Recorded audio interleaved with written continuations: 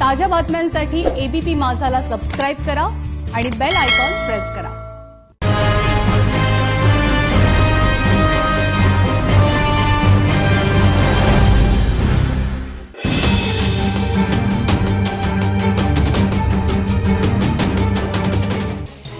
नमस्कार, मी प्रसन्न जोशी। माझा विशेषमध्ये आपल्या सगळ्यांचं स्वागत। आजचा विषय यासाठी महत्त्वाचा आहे कारण तो जरी न्याय व्यवस्था विरुद्ध एका व्यक्तीची केस असा जरी असला तरी त्यातला आशय हा तुमच्या आमच्यापर्यंत पोहोचणार आहे। खास करून माध्यमांसाठी सुद्धा तो एक धडा आहे आणि त्या प्रत्येक सुजाण नागरिकासाठी तो एक धडा आहे ज्याला या व्यवस्थेमधून काही मार्ग काढायचा आहे, व्यवस्था सुधारण्याचे प्रयत्न करायचे। आपण बोलतोय प्रशांत भूषण विरुद्ध सुप्रीम कोर्ट या वादाविषयी, वादंगाविषयी, ज्यामध्ये प्रशांत भूषण यांनी केलेल्या काही कमेंट्स ट्विट केल्या होत्या त्यांनी, ज्याची दखल सुप्रीम कोर्टानं घेतली। अवमान स्वतःहूनच दाखल करून घेतला आणि कधी नव्हे ते त्यांचे जे एक खंडपीठाचे जे त्यातले एक सदस्य आहेत मिश्रा यांनी तर स्वतः म्हटलं, मी 20 वर्षात कधी कोणाला शिक्षा सुनावली नव्हती जी मी तुम्हाला सुनावतोय आणि आता ती शिक्षा सुनावलेली आहे, पण त्यावरती अंमलबजावणी होण्यापूर्वी प्रशांत भूषण यांना वेळ देण्यात आला। इथे मुद्दा आहे कायद्याची कक्षा, न्यायव्यवस्थेचा सन्मान आणि सर्वसामान्य नागरिक किंवा एखादा सुजाण वकील असेल त्याची मर्यादा, लक्ष्मण रेषा, याचा असा एक मोठा गुंता आहे आणि तो सुरळीतपणे सगळ्यांसमोर मांडण्यासाठी प्रशांत भूषण किंवा सुप्रीम कोर्ट यांच्या बाजूने फलक घेऊन उभं राहण्याच्या पूर्वी दोन्ही बाजू समजून घेण्यासाठी आपली ही चर्चा आहे। यावर बोलण्यासाठी आपल्यासोबत मान्यवर आहेत। माझ्यासोबत असतील ॲडव्होकेट आभा सिंग, ज्या स्वतः कायदेतज्ञ आहेत, सामाजिक कार्यकर्ते आहेत। असीम सरोदे, हेही ॲडव्होकेट आहेत, मानवाधिकार कार्यकर्ते आहेत, पुण्याहून आपल्यासोबत आहेत। अभय देशपांडे, राजकीय विश्लेषक आहेत। काहीच क्षणात आपल्यासोबत उदय वारुंजीकर असतील, स्वतः विधिज्ञ आहेत, वरिष्ठ विधिज्ञ। याशिवाय प्रकाश मोरे कोल्हापूरहून असतील, माजी अध्यक्ष आहेत कोल्हापूर जिल्हा बार असोसिएशनचे। आणि आणखी काही मान्यवर, जुगल किशोर गिरडा, छत्तीसगडचे माजी महाधिवक्ता, हे सुद्धा चर्चेत सहभागी होतील। सगळ्यांचं स्वागत। मी आभा सिंग यांच्यापासून सुरुवात करतो चर्चेची। आभा सिंगजी, या विषयावरती तुम्ही पहिल्यांदा प्रकाश टका तुमचं मत मांडा, म्हणजे आपण पुढे घेऊन जाऊ। लक्ष्मण रेषा कुठून सुरू होते, कुणी आखायची? देखिए, प्रशांत भूषण ने जो बोला वो पब्लिक ओपिनियन में आता है। उन्होंने जो 2 ट्वीट की, एक ट्वीट जरूर चीफ जस्टिस ऑफ इंडिया के मोटरसाइकिल पे बैठे हुए फोटो है, और अगर उन्होंने उसमें ये ट्वीट कर दिया कि मास्क नहीं लगाया हुआ है और लॉकडाउन है, और उनके लॉकडाउन से ये मतलब था कि आज सुप्रीम कोर्ट में सिर्फ एसेंशियल मैटर्स, अर्जेंट मैटर्स ही टेक अप हो रहे हैं, उसको सुप्रीम कोर्ट ने कंटेम्प्ट करके ले लिया। जस्टिस अरुण मिश्रा, जो 3 बेंच की सुनवाई कर रहे हैं, उन्होंने कहा कि आपने गलत मैसेज फैलाया कि सुप्रीम कोर्ट काम नहीं कर रहा है लॉकडाउन में कोरोना के तहत, बल्कि हमने करीब 14,000 केसेस सुने हैं, 4,300 केसेस पे अपना जजमेंट दिया है। दूसरा केस जो था, उन्होंने कहा कि पिछले 6 साल के जो 4 चीफ जस्टिस थे उनकी वजह से प्रजातंत्र को खतरा हुआ है, और इनको ट्वीट को अगर कंटेम्प्ट मान लिया जाए और उनको सजा सुनाई जाए, ये कहाँ का अन्याय है और ये कहाँ का न्याय है। और इसीलिए आज प्रशांत भूषण ने माफी मांगने के खिलाफ से मना कर दिया, और एक 2008 का 10 साल पुराना केस उसको भी आज कंटेम्प्ट में जोड़ लेते हैं। ऐसे वक्त जब हमारी माइग्रेंट क्राइसिस के इशू में सुप्रीम कोर्ट समय लेता है, जब सीए सिटीजनशिप के केस पे टाइम लिया जाता है, तो इस वक्त प्रशांत भूषण के केस लेके सुनवाई करना लोगों को लगता है कि कहीं ना कहीं उनको उनके ऊपर कार्रवाई करनी जाई चाह रही है, और इससे एक मैसेज जाता है कि हमारी जो आजादी है, अभिव्यक्ति की आजादी, उस पे चोट पहुंचाई जा रही है। आभाजी, तुम्ही चर्चेला सुरुवात करून दिलेली आहे। मी सगळ्यांकडे जाण्याचा प्रयत्न करेन कारण आज 6 गेस्ट आहेत, 6 पाहुणे आहेत आपल्याकडे, त्यामुळे मला जास्तीत जास्त लोकांना वेळ द्यायचा आहे। मी असीम सरोदेंकडे जाईन, त्यानंतर वारुंजीकर आणि बाकीच्यांकडे मला जुगल किशोर गिरडाई आलेले दिसत आहेत, त्यांच्याकडे मी थोडंसं शेवटी जाईन, जेणेकरून त्यांना कोण कोण काय बोलताय त्याचा एक सगळा गेस येईल आणि मग ते बोलू शकतील। असीमजी, सीमारेषा, लक्ष्मण रेषा कोणी आखायची आणि ती क्रॉस झालीये का, जो दावा सुप्रीम कोर्टानं केलाय?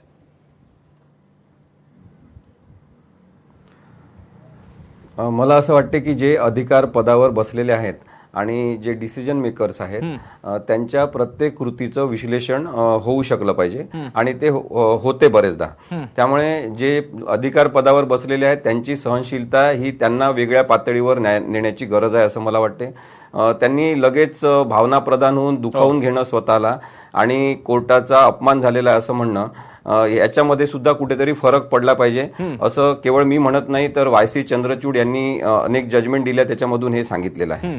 आणि त्यांचं एक जजमेंट अत्यंत महत्वाचं आहे, central public information officers versus Subhash Chandra अग्रवाली 2010 मध्ये जी केस होती, त्याच्यामध्ये मला वाटतं थोडंसं साल चुकत असेल पण ही केस आहे. त्या केसमध्ये त्यांनी म्हटलेलं आहे की जज हा माणूसच आहे आणि माणूस म्हणून तो रोप घालून म्हणजे कोट आणि गाऊन घालून अधिकार असलेल्या एका खुर्चीवर बसत असताना त्याला त्या माणसाच्या नैसर्गिक मर्यादांच्या पुढे जाण्याची आवश्यकता आहे आणि तरच तो माणूस सगळं हे समजून घेऊ शकतो की चित्र काय आहे. त्यामुळे याबद्दल अपमानाचा जो विषय आहे तो जर आपण पाहिला तर ती एक जुनाट अशी संकल्पना आहे, ब्रिटिश कायद्यांमधून आलेली. आणि विशेष म्हणजे 2013 मध्ये ब्रिटिशांनी सुद्धा कंटेम्प्ट लॉ हा रद्द केलेला आहे. त्यांनी सांगितलं की अभिव्यक्ती स्वातंत्र्याचा जो संकोच होतो या कायद्यातून ते चुकीचं आहे. आम्ही पुरोगामी आणि प्रगतशील अशा लोकशाही भाग असल्यामुळे हा कायदा चुकीचा आहे. प्रत्येकाला न्यायालयावर सुद्धा ताशेरे मला एक बेसिक ओपिनियन मिळालं. पुढच्या गेस्टना घेऊन मी जास्तीत जास्त मला जास्त राऊंड घ्यायचे, जास्त वेळा तुमच्याकडे जास्त वेळा यायचंय. मी वारुंजीकरांकडे जातो आता आणि मग बाकीचे. आता आपल्याला आभास सिंग आणि असीम सरोदेने एक बेसिक भूमिका मांडली आहे. वारुंजीकरजी, मला असं वाटतं की आमचे सन्मान्य मित्र असीम सरोदे हे यशवंत चंद्रचूड अशा प्रकारचं एकेरीमध्ये त्यांनी उल्लेख केला. माननीय जस्टिस यशवंत चंद्रचूड कैलासवासी हे भारताचे सरन्यायाधीश होते. कदाचित ते विसरलेले असावेत की या जजेसना, या न्यायमूर्तींना ही जी काही यंत्रणा आहे त्या यंत्रणेला आपण सन्मान द्यायचा असतो. त्यामुळे मला खात्री आहे की इथून पुढच्या सगळ्या उर्वरित या शो मध्ये आमचे मित्र असीम सरोदे हे सन्माननीय न्यायमूर्ती असं म्हणतील. कारण अशा प्रकारे अरेतुरेमध्ये बोलणं हे आपल्यापैकी कुणालाच अपेक्षित नाहीये. दुसरा मुद्दा असा महत्वाचा येतो की हा खूप जुना कायदा आहे, जुनाट कायदा आहे, ब्रिटिशांचा कायदा आहे असं आपल्याला सांगणं फार सोपं आहे. एप्रिल 2018 मध्ये 274वा लॉ कमिशनचा रिपोर्ट आला जो म्हणतो की अशा प्रकारचा कंटेम्प्ट ऑफ कोर्ट मधला जो एक भाग आहे क्रिमिनल कंटेम्प्ट, त्यातला एक भाग स्कॅन्डलायझिंग द कोर्ट, या बाबतीमध्ये वगळायची गरज नाही. अशा प्रकारचा निर्वाळा माननीय जस्टिस B.S. चव्हाण, द जज ऑफ द सुप्रीम कोर्ट यांच्या अध्यक्षतेखाली असलेल्या लॉ कमिशनने दिलेला आहे. भारतामधल्या कोट्यावधी लोकांचा या यंत्रणेवरती विश्वास आहे. तो विश्वास जर का डळमळीत व्हावा असं जर कुणी वागत असेल तर अशा प्रकारच्या कृत्याला कारवाई करण्याचं, त्याला कंटेम्प्ट ऑफ कोर्ट म्हणून त्याच्या विरुद्ध ऍक्शन घेण्याचं या कायद्यामध्ये प्रावधान आहे. अशा प्रकारची तरतूद लॉ कमिशन सुद्धा म्हणतंय. आणि खूप जुनाट, खूप जुनी परंपरा असं नाही, हे एप्रिल 2018च आहे. आपल्या सगळ्या प्रेक्षकांसाठीच, आपल्यापैकी प्रत्येक जण आता स्मार्टफोन वापरत असेल, लॉ कमिशनच्या वेबसाईट वरती जा, 274वा रिपोर्ट आपल्याला एका क्षणात गुगलमध्ये बघायला मिळतो. वाचून घ्या. हे जे युक्तिवाद आता जो चाललाय की हा खूप कालबाह्य झालेला विषय आहे, कंटेम्प्ट ऑफ कोर्ट बदलला पाहिजे, असं नसून एप्रिल 2018 मध्ये लॉ कमिशन असं म्हणतंय. मला असं वाटतं या निमित्तानं न्यायालयांना जो काही मान आहे तो दिला गेला पाहिजे, न्यायाधीशांना जो काही सन्मान आहे तो दिला गेला पाहिजे. आणि जर कुणी या सन्मानाला ठेच पोहोचत असेल, जर कुणी अशा प्रकारचा या न्यायव्यवस्थेवरच्या विश्वासाला तडा जाईल असं जर काही वागत असेल तर त्या बाबतीमध्ये कंटेम्प्ट ऑफ कोर्ट ऍक्ट मधली जी प्रक्रिया आहे ती प्रक्रिया आणि राज्यघटनेमधली पॉवर ही वापरणं काय चुकीचं आहे हा प्रश्न आपल्या प्रेक्षकांच्या बाकीच्यांकडे जाण्यापूर्वी असीम सरोदेंना बहुधा काही मुद्दा मांडायचा, तो घेऊन मी मोरे आणि देशपांडेंकडे जाईल. असीमजी काय म्हणताय? मला हे म्हणायचं आहे की माझं न्यायव्यवस्थेवर खूप प्रेम आहे आणि माझ्या आई वडिलांवर पण माझं खूप प्रेम आहे. मी माझ्या आई वडिलांना सन्माननीय आई, सन्माननीय बाबा असं म्हणत नाही. त्यांना बाबा म्हटल्यावर त्याच्यामध्ये आदरच असतो आणि त्याच्यामुळे न्यायव्यवस्थेवर प्रेम असणाऱ्या सगळ्यांनी लक्षात ठेवावं की न्यायालयाच्या बाहेर सन्माननीय वगैरे म्हणण्याची मुळीच गरज नाही. न्यायालयामध्ये आपण तशा प्रकारचे संबोधनं वापरू शकतो. उलट जस्टिस कृष्णा अय्यर आणि अनेकांनी निर्णय दिलेले आहेत की मिलॉर्ड वगैरे म्हणण्याची सुद्धा गरज नाही, पण तिथे फुल स्टॉप दिल्याप्रमाणे मिलॉर्ड हा शब्द वापरण्यात येतो. त्याच्यामुळे त्या सगळ्या संकल्पना ती सगळी शब्दरचना आणि ते सगळं मागासलेपण भाषेचं आपण सोडलं पाहिजे. आणि मी हे सांगतोय की आपण न्यायालयाचा आदरच केला पाहिजे आणि आदर करणं सगळ्यांची जबाबदारीच आहे, ती न्यायालयाची सुद्धा जबाबदारी आहे. पण याचा अर्थ आपण विश्लेषण करायचं नाही असं नाही. आणि त्या अर्थाने ब्रिटिशांनी दिलेला कायदा जुना असल्यामुळे त्याला जुनाच म्हटलेला आहे मी, आणि तो जुनाट असल्यामुळे जुनाटच म्हणणार आहे मी. पण त्यांनी तो कायदा बदलला, हे जे त्यांचं लक्षण आहे कायदा तयार करण्याचं. कारण ब्रिटिशांनी कायदा व्यवस्था आणलेली आहे. त्यांचं जर आपल्याला काही चांगलं शिकायचं असेल तर ते शिकण्यासारखं आहे की त्यांनी ऑफिशियल सिक्रेट ऍक्ट असेल किंवा कंटेम्प्ट ऑफ कोर्ट ऍक्ट असेल याच्यामध्ये वारंवार बदल केलेले आहेत आणि आता त्यांनी ते रद्द केलेले आहेत. तर हा माझा माहिती सांगण्याचा उद्देश फक्त याच्यामध्ये आहे. लॉ कमिशन जे असतात आपले ते सुद्धा शेवटी आपल्याच पैकी काही लोकांचे असतात आणि त्याच्यामुळे त्यांचे सगळ्यांचेच विचार प्रगत असतात असं आपण काही म्हणू शकत नाही. पण कुठेतरी लॉ कमिशन आपल्याला पुढे नेण्याचा सतत प्रयत्न करत असतो, हे मात्र नक्की आहे. ठीक आहे, मला आणखी या विषयाला थोडासा आणखी टोक काढायचं, कारण आपल्याला स्पेसिफिकली प्रशांत भूषण आणि कोर्टमध्ये यांच्यामध्ये झालेला क्लॅश, काही मांडले गेलेले मुद्दे आपण हेही लक्षात घेऊयात. आपण कोर्टाबद्दल काही मुद्दे उपस्थित करत असताना ही एक त्या प्रकारची चर्चा आहे, हेही लक्षात घेऊयात की कोर्टाने असं असून सुद्धा प्रशांत भूषण यांच्या आतापर्यंतच्या कामगिरीबद्दल चांगले शब्द वापरलेत. इतकंच नाही, त्यांना 3 दिवस सुद्धा दिलेले की तुम्ही तुमच्या कमेंटबद्दल पुनर्विचार करावा. कोर्टाने तो इगो इश्यू केलेला नाहीये. त्यांना सुद्धा मनात तेच वाटतं की प्रशांत भूषणांनी हा विषय संपवून टाकावा, त्यांच्यावरती प्रत्यक्ष कारवाई करायची वेळ येऊ नये, असं इम्प्लाइड अर्थ त्या निकालातून आपल्याला दिसतोय, आपल्याला त्याची कल्पना आहे. मी त्या मुद्द्याकडे थोडंसं नंतर येईन. मी आता जातोय मोरे सरांकडे, मोरे देशपांडे, आणि त्यानंतर मी गिल्डांकडे जाईन. मोरेजी बोला, तुमचं मत काय बनतंय या सगळ्या कमेंट्सवरून? सर्वप्रथम मी वारुंजीकर साहेबांनी जे मत व्यक्त केलेलं आहे त्या मताशी माझी सहमती दर्शवतो. बरं, एक न्यायतत्व असं सांगतं की your so high, law is above you. बरं, आपण कितीही मोठे असला तर कायदा आपल्यापेक्षा मोठा आहे.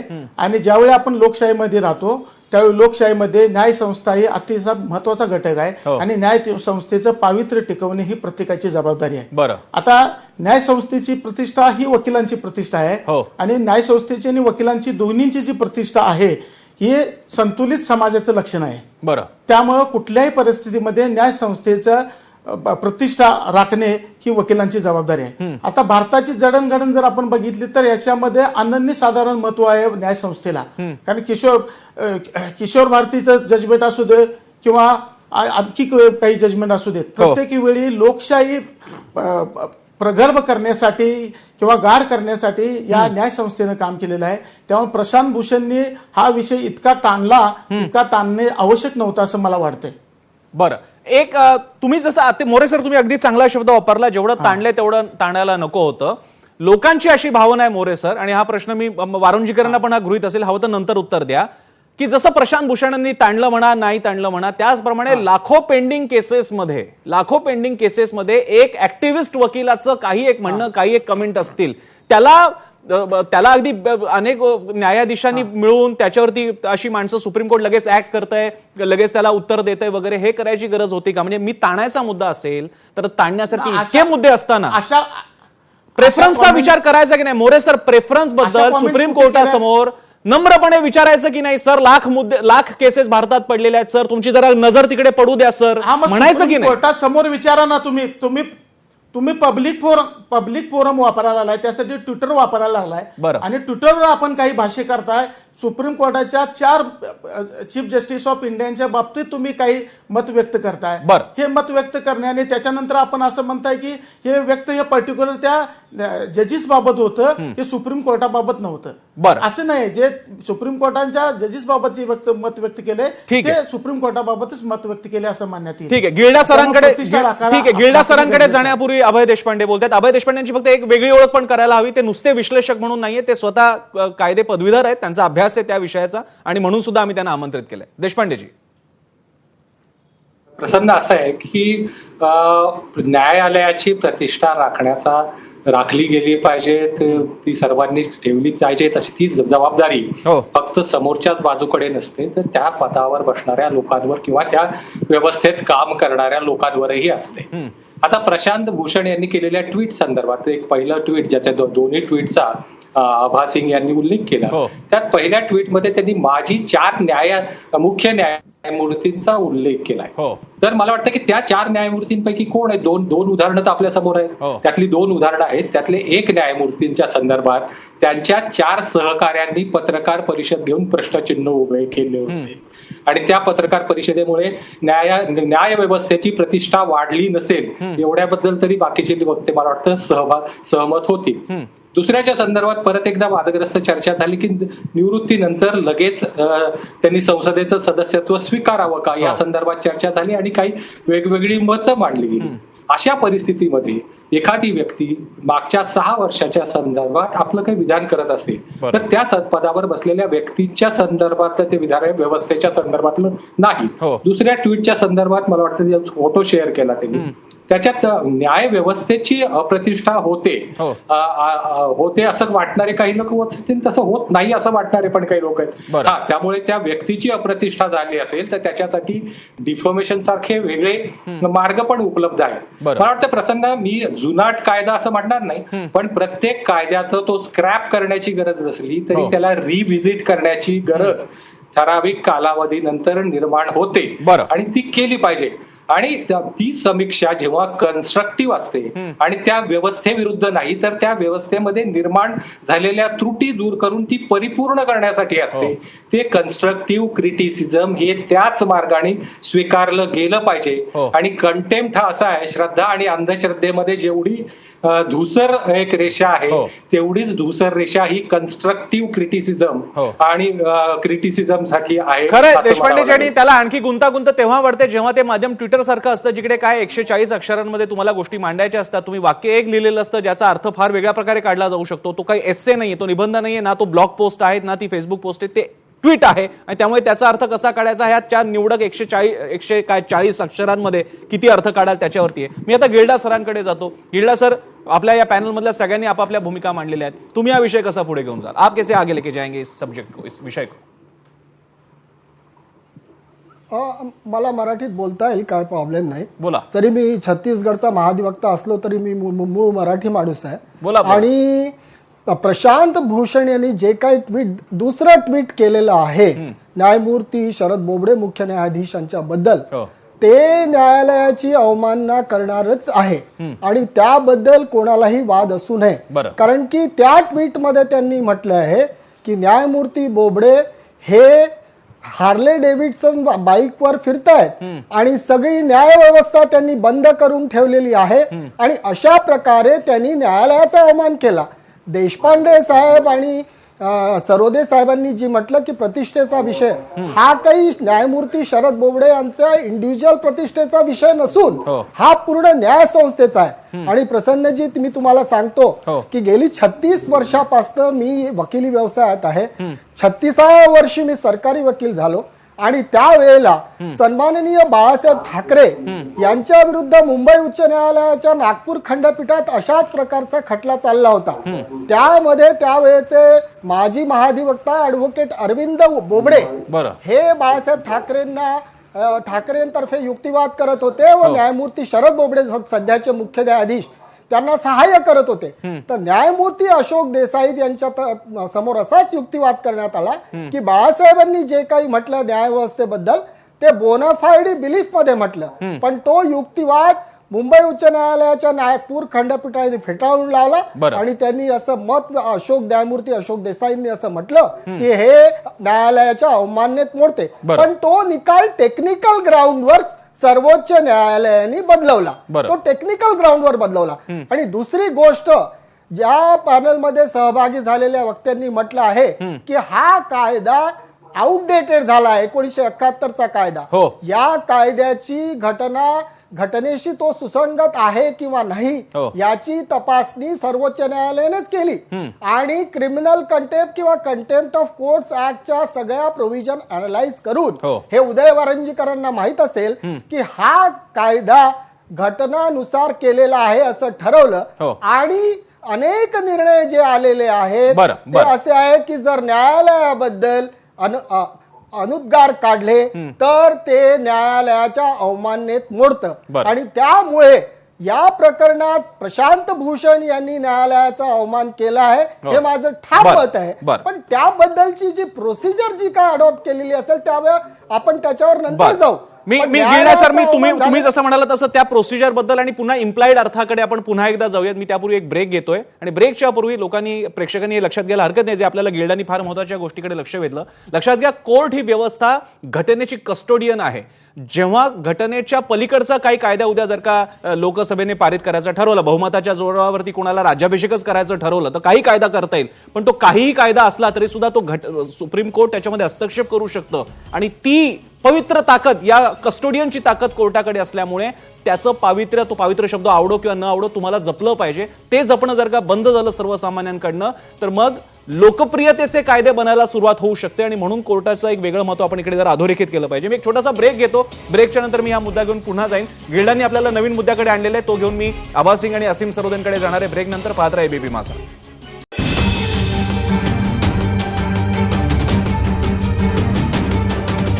ब्रेक नंतर आपल्या सगळ्यांचं स्वागत. आपली चर्चा एका महत्त्वाच्या वळणावर आहे. माझा विशेषमध्ये चर्चा सुरू आहे. प्रशांत भूषण यांना कोर्टानं दोषी ठरवलेलं आहे अवमान प्रकरणामध्ये आणि त्याबद्दल आपली चर्चा सुरू आहे. मगाशी गिल्डा यांनी काही महत्त्वाचे मुद्दे मांडले होते. हे अवमान प्रकरण काय असतं, कोर्टाची ही मर्यादा काय असते, कोर्टाच्या त्यांना मान देण्याची, सन्मान देण्याची मर्यादा ती कशी ओलांडायची नसते आणि हेल्दी क्रिटिसिझम, एक निष्पक्षपणे, निरपेक्षपणे किंवा कुठलाही इल विल न मनामध्ये ठेवता तुम्ही काही टिप्पणी करता आणि काहीतरी व्यक्तिगत खासगी टिप्पणी करता, त्यावेळी त्याच्यात ती लक्ष्मण रेषा आपल्याला आखावी लागते. असीम सरोदे आणि मग बाकीच्यांकडे मी जाईन. असीम सरोदेंपासून सुरुवात करूयात. असीमजी. प्रसन्न, मला हे सातत्याने वाटते की अभिव्यक्ती स्वातंत्र्याची रूपरेषा ठरवताना भारतीय संविधानामध्येच त्याच्यात आपल्यावर काही जबाबदाऱ्या टाकलेल्या आहेत. त्यामुळे उच्छृंखल पद्धतीने कोणीही न्यायाधीशांचा, न्यायालयाचा अपमान करणं हे अत्यंत चुकीचं आहे. जस्टिस शरद बोबडे सरांना मी पाहिलेलं आहे शेतकरी आंदोलनामध्ये त्यांच्या केसेस चालवत असताना आणि गरिबांसाठी कैवार घेत असताना. त्यामुळे त्यांच्यामध्ये असलेली सहानुभूती मी बघितलेली असल्यामुळे मला हे माहिती आहे की कोणत्या पदावर बसल्यावर माणसांना जेव्हा आपल्या समोर न्याय करायचा असतो तेव्हा न्यायाच्या परिकक्षेत तो करायचा असतो. त्यामुळे त्या मर्यादा जरूर अनेकांना येत असतात. परंतु जसं आता सांगण्यात आलं की लॉ कमिशननी एक अहवाल दिलेला आहे, असं सांगण्यात आलं की याच्यापूर्वी हा कायदा घटनात्मक आहे की नाही याची शहनिशा सर्वोच्च न्यायालयाने सुद्धा केलेली आहे आणि तो मग न्यायी आहे असं सांगितलेलं आहे. परंतु काळाच्या अनुसार कायद्यांचं वारंवार विश्लेषण होण्याची गरज आहे. नाहीतर आपण हे बघू शकतो की जस्टिस वाय व्ही चंद्रचूड सरांनी एक निर्णय दिला होता सौमित्र विष्णू यांच्या केसमध्ये की ऍडल्टरी हा गुन्हा नाही अशा स्वरूपाचा, आणि मग जस्टिस धनंजय चंद्रचूड सरांनी मात्र तो निर्णय फिरवला, बदलवला जोसेफ शाहींच्या केसमध्ये आणि ऍडल्टरी ऑफेन्स नाही असं त्यांनी सांगितलं. जो आधी ऑफेन्स होता तो नंतर ऑफेन्स नाही असं सांगितलं. म्हणजे आपण काळानुसार वेगळा विचार केला. त्यामुळे न्यायाचा वेगळा विचार काळानुसार होऊ शकतो आणि याचा अर्थ आधी झालेले सगळे निर्णय हे तसेच्या तसेच काळ्या दगडावरची रेघ आहे असं नाही. माणसांनीच केलेले ते निर्णय असतात. काळानुरूप आपण तपासून बदलू शकलो पाहिजे. ती ताकद ज्या देशामध्ये, ज्या न्यायव्यवस्थेमध्ये, ज्या वकिलांमध्ये असते, ते सगळे जण भारताच्या लोकशाहीला पूरक असं काम करत असतात असं मला वाटतं. बरं, मोरे सर, याला तुम्हाला तुमची काही आर्ग्युमेंट मांडायची असीम सरोदेंच्या बाबतीत, त्यांच्या या विधानाच्या बाबतीत? या विधानासंबंधीच आणि आणखी प्रशांत भूषणांच्या संबंधी मला काही मतं मांडायची आहे. यापूर्वी 2009 सुद्धा प्रशांत भूषणांना कंटेम्पची नोटीस सुप्रीम कोर्टाने दिली होती. आता 2-1 वर्षापूर्वी प्रशांत भूषणांचे वडील आणि या देशाचे माजी कायदा मंत्री ऍडव्होकेट शांती भूषण यांच्यामध्ये आणि सुप्रीम कोर्टाच्या मध्ये काही क्रायसिस निर्माण झाले होते. त्याच्यानंतर आता हे ट्विटरचं प्रकरण आलं. म्हणजे असं सातत्यानं या भूषण परिवाराबाबतच असं का होतंय, काय ह्याच्या पाठीमागे काय भावना असू शकते हे तपासणे गरजेचं आहे असं मला वाटतंय. बरं, त्यामुळं हे ज्या पद्धतीने हे ट्विट आलं आणि ज्या पद्धतीनं त्या ट्विटला समर्थनाने त्याचा विरोध चालू झालेला आहे, त्या पाठीमागे नक्कीच काहीतरी राजकीय घडत आहे असं मला वाटतंय.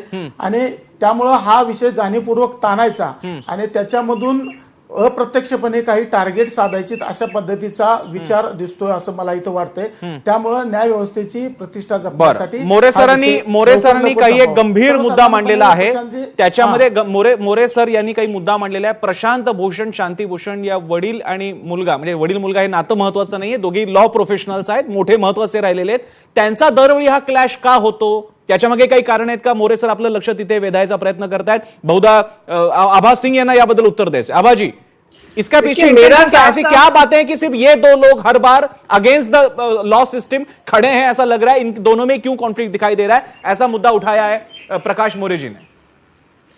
प्रसन्न जी, आप देखिए, बहुत कम लोग आवाज उठा सकते हैं इस देश में। लोग डरते हैं, अपनी रोजी रोटी की चिंता करते हैं, अपनी वकालत की चिंता करते हैं। तो मैं कहूंगी कि स्वतंत्रता सेनानी भी बड़े बड़े कम हुए जिन्होंने देश की फ्रीडम के लिए अपनी जान दे दी। और प्रशांत भूषण जैसे ईमानदार वकील जो अपने करियर को ताक पे रख के वो भी जज बन सकते थे, वो भी आम आदमी पार्टी के लॉन्च के बाद वो भी उसमें चुनाव लड़ सकते थे, लेकिन उन्होंने सिर्फ सेवा भाव से सच्चाई के लिए लड़ाई लड़ी है। मैं तो उनको सबसे बड़ा स्वतंत्रता सेनानी कहूंगी। और मैं ये भी कहना चाहूंगी कि कंटेम्प्ट एक्ट जो था 1971 का, उसमें अमेंडमेंट आया था 2006 में कि अगर जो ट्रुथ है, ट्रुथ अगर जनहित में बोला जा रहा है तो वो डिफेंस माना जाएगा। तो उन्होंने क्या झूठ बोला? जब गोगोई चीफ जस्टिस और जस्टिस चिल्लमेश्वर और 4 सिटिंग जजेस आके कहते हैं कि सुप्रीम कोर्ट में सब कुछ सही नहीं है, मास्टर ऑफ रोस्टर जो है वो सही ढंग से केसेस नहीं हो रहे, कुछ ही जजों को मेन केसेस दिए जा रहे हैं। जब सिटिंग जज बोल देते हैं उस वक्त कंटेम्प्ट नहीं होता, उस वक्त आप नहीं आवाज उठाते, आप एक कमीशन नहीं बैठाते कि अगर जुडिशरी में करप्शन है। मैं आज पूछना चाहूंगी, कोई भी कह दे, मैं कहती हूँ ये बेंच एक बार लिख के दे दे कि जुडिशरी में भ्रष्टाचार नहीं है। तो अगर कोई भ्रष्टाचार की बात उठा रहा है तो आप उसमें सफाई करिए, उस सिस्टम में जो गलतियां हैं उसको दूर करिए। लेकिन ये कहना कि सिर्फ प्रशांत भूषण कर रहे हैं, क्योंकि प्रशांत भूषण में वो हिम्मत है, वो त्याग है। और आज उन्होंने कहा मैं जेल चला जाऊंगा सच्चाई के लिए, लेकिन मैं माफी नहीं मांगूंगा। जी या मुद्द्याचे काही शेड्स आहेत माझ्या मते, वारुंजीकरच याबद्दल जातील। व्यवस्थेबद्दलचे आरोप असणं असू शकतं, पण त्या आरोपांद्वारे एखाद्या व्यक्तीला आपणच गुन्हेगार ठरवायचं हा भेद आहे आभाजी, माझ्या मते ती चुकते। न्यायव्यवस्थेतल्या त्रुटी तुम्ही जरूर म्हणताय, त्या काही कोणी नाकारणार नाही, पण त्याचा गुन्हेगार आपणच ठरवायचा आहे का? प्रशांत भूषण ठरवणार आहेत का सुमोटो? मी विचारतोय वारुंजीकरांना। वारुंजीकरजी याबद्दल तुमचं काय उत्तर आहे? मला असं वाटतं की या प्रश्नाचं उत्तर द्यायच्या आधी जरा थोडंसं मला आधीच्या मुद्द्यांबद्दल सुद्धा सांगितलं गेलं पाहिजे। बरं, क्रिमिनल कंटेम्प्ट मध्ये 3 वेगवेगळे पैलू असतात। त्यातला झाला स्कॅन्डलायझेशन ऑफ द कोर्ट किंवा टेंड टू स्कॅन्डलाइज। त्या संदर्भामध्ये स्वतः वकील साहेब प्रशांत भूषण, एन राम, अरुण शौरी यांनी याचिका दाखल केली होती। त्यांच्यामध्ये हीच मागणी होती जी आपले माझे मित्र आसिम म्हणतायत की यातला स्कॅन्डलायझिंगचा जो मुद्दा आहे तो वगळावा, कायदा हा घटनाबाह्य आहे असं ठरवावं। तीच याचिका यांनी तिघांनी विड्रॉ केली, माघारी घेतली।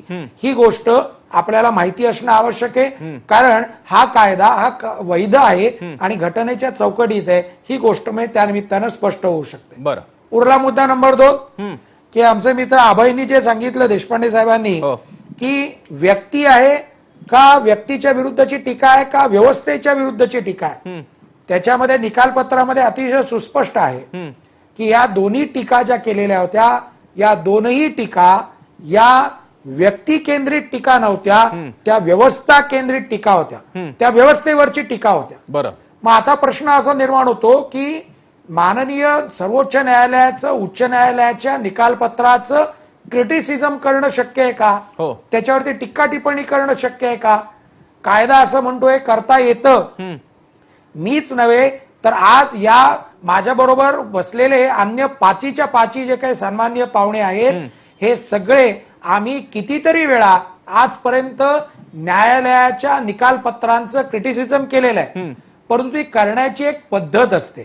ती कुणी करायचं, कशा प्रकारे क्रिटिसिझम करायचं, या बाबतीमध्ये कायदा सांगतो की हे ते करणं हे गरजेचं आहे। बरं, आणि जर एखाद्या वरिष्ठ वकिलानं जर काही असं केलं असेल तर मग त्याच्या पाठीमाग काहीतरी विचार आहे। आणि दुर्दैवानं असं चित्र आता उभं राहिलं की आपल्याच या व्यवस्थेमधले आणि व्यवस्थेच्या बाहेरचे अनेक लोक प्रशांत भूषण साहेबांना घोड्यावरती बसवत आहेत, त्यांना हिरो बनवत आहेत, त्यांच्या पावण्याच्या काठीनं साप मारायचा तशा प्रकारचं प्रशांत भूषणांच्या खांद्यावरती बंदूक ठेवून या संपूर्ण न्यायव्यवस्थेच्या संदर्भामध्ये वेगवेगळे प्रवाह, वेगवेगळे विचार हे सगळे निर्माण करायचा प्रयत्न करताय। बरं, हे अत्यंत चुकीचं आहे। या पद्धतीमध्ये नुकसान होणार आहे ते नुसतं प्रशांत भूषणांचं होणार नाहीये, तर जे वकील आणि वकिलांच्या व्यतिरिक्त अन्य व्यक्ती अशा प्रकारचं काम करतायत आणि लोकांच्या मनामध्ये या व्यवस्थेच्या बाबतीमध्ये किंतु परंतु प्रश्न निर्माण करतायत, हे चुकीचं आहे. बरं हे जे काही आहे हा संघटित प्रकार चाललेला दिसतो.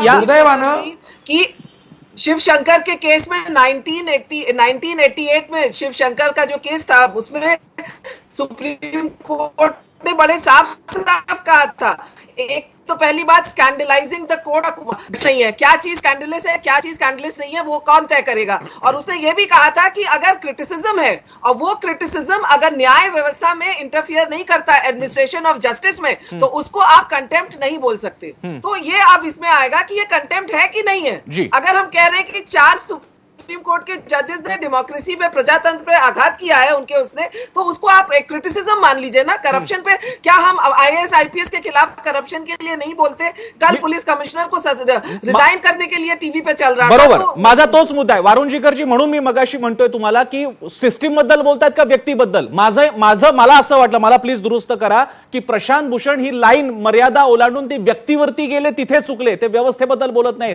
त्यांनी आधीचे जज, नंतरचे जज, 2014च्या नंतरचे वगैरे वगैरे ते व्यक्तीबद्दल बोलत होते. आणि सुप्रीम कोर्टातला तो समूह खूप मर्यादित आहे. त्यामुळे जसं भारतातले काही लोक भ्रष्टाचारी आहेत असं म्हणण्यामध्ये कसं 1.25 अब्ज लोक आहेत, पण जेव्हा मी सुप्रीम कोर्टातल्या काही निवडक माननीय न्यायाधीशांबद्दल काही एक जनरल स्टेटमेंट करतो त्यावेळी ती संख्या कमी असते. आणि म्हणून म्हणतोय व्यवस्था की व्यक्ती. येस वारुणजीकरजी, मी तुमच्याकडे चालू संदर्भामध्ये ज्यावेळेस आपण टीका टिप्पणी बोलू ना. हो बोला, तुमच्याकडे चालूय मी. बोलू ना. हो हा, व्यवस्थेच्या संदर्भामध्ये टीका टिप्पणी यांनी कशी केली हे निकालपत्रामध्ये आलेलं आहे. निकालपत्र आपल्या सगळ्यांना माहिती आहे. माननीय बोबडे साहेबांच्या विरोधामध्ये, जस्टिस बोबडेंच्या विरोधामध्ये नुसतं जर बोलले असते तर ती जे काही ट्विट आहे ते फक्त हे हेल्मेट घालून गाडीवरती राईड होणं इथपर्यंतच थांबलं असतं. त्याच्यानंतरचं जे वाक्य आहे ते म्हणजे सगळी यंत्रणा कोर्ट बंद करायची आणि तुम्ही असं फिरायला जाणं, हे ज्यावेळेस बोलतात त्यावेळेस ती लक्ष्मण रेषा क्रॉस होते. बरं, ज्यावेळेस तुम्ही 4 न्यायाधीश जे निवृत्त झालेले आहेत त्यांच्याविषयी वैयक्तिक बोलता त्यावेळेस ते वैयक्तिक होऊ शकतं. पण त्याच्या बरोबरीनं सर्वोच्च न्यायालयानं गेल्या एवढ्या वर्षभरामध्ये भारतामधली लोकशाही ही संपूर्ण संपवण्याचं काम केलं. हे ज्यावेळेस तुम्ही त्याच्यात वाक्य बोलता त्यावेळेस ते व्यवस्थेच्या संदर्भात होतं. ओके, हे ज्यावेळेस तुम्ही करता त्यावेळेस तुम्ही लक्ष्मण रेषा ओलांडता. ठीक आहे, मी आता लक्ष्मण रेषेची एक वारुणजीकरांनी आपल्याला दाखवून दिले. असीमजी, माझा हाच मुद्दा होता. आता हा भेद वारुणजीकरांनी दाखवून दिला. असीमजी, मला स्पेसिफिकली या मुद्द्यांबद्दल बोलायचंय.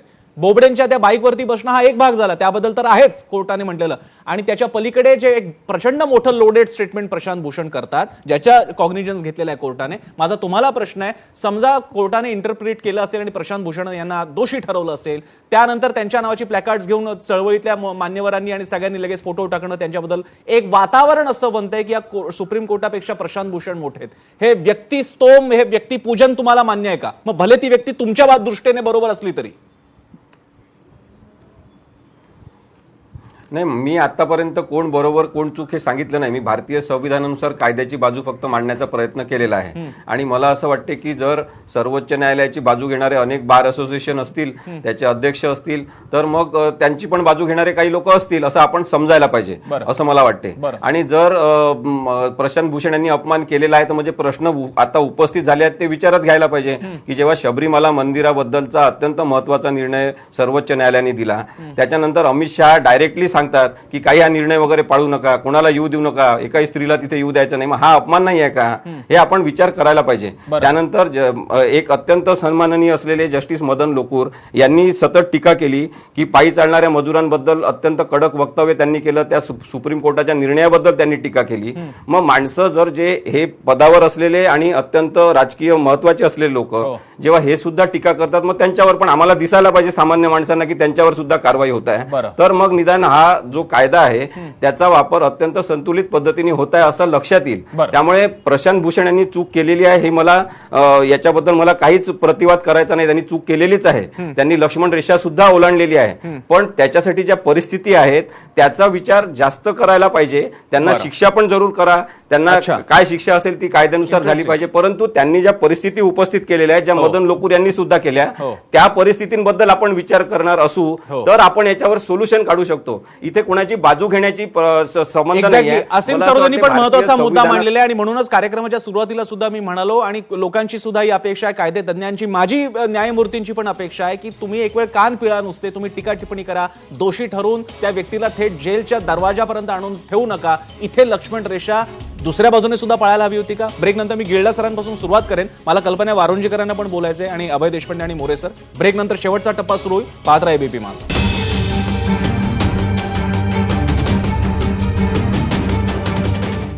ब्रेक नंतर आपल्या सगळ्यांचं स्वागत. चर्चेच्या शेवटच्या टप्प्यात आहोत. मी जातोय गिल्डा सरांकडे. गिल्डा सर, तुम्ही मगाशी बहुधा या विषयावर तुम्हाला बोलायचं होतं, तुमची कमेंट अधिक नाजूक वळणावर आहोत आपण आता.